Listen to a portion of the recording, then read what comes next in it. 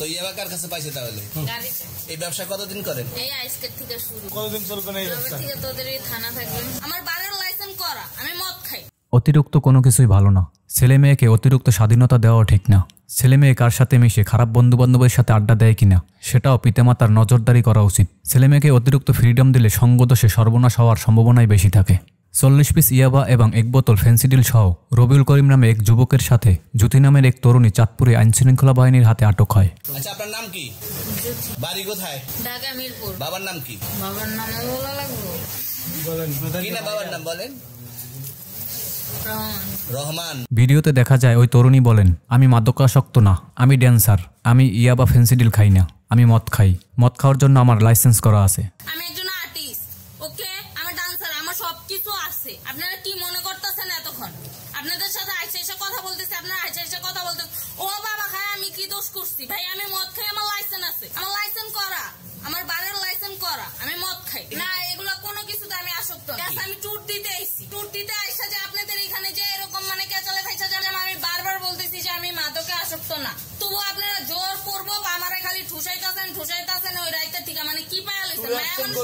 ভাই মাইয়া মানুষ একলা পায় কি? এক প্রশ্নের জবাবে তরুণী বলেন, এই মাদকগুলো আমার না, এগুলো আমার বন্ধুর। পাইলি কি আমার নাকি? আজব আজব প্রশ্ন করতেছেন কি লিগা? ইয়াবা পাইছে মানে কি আমার? ইয়াবা আমার না, ও কিনছে, ও খাইছে।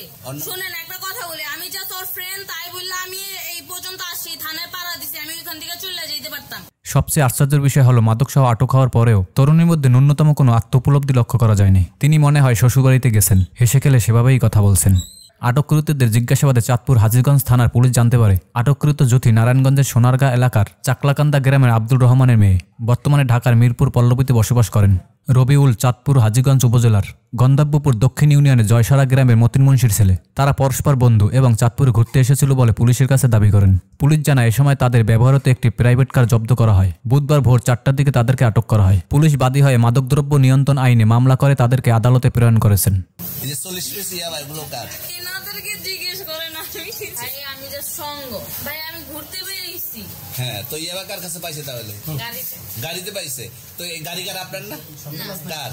আপনার সঙ্গী। এই ব্যবসা কতদিন করেন? এই আজকের থেকে শুরু।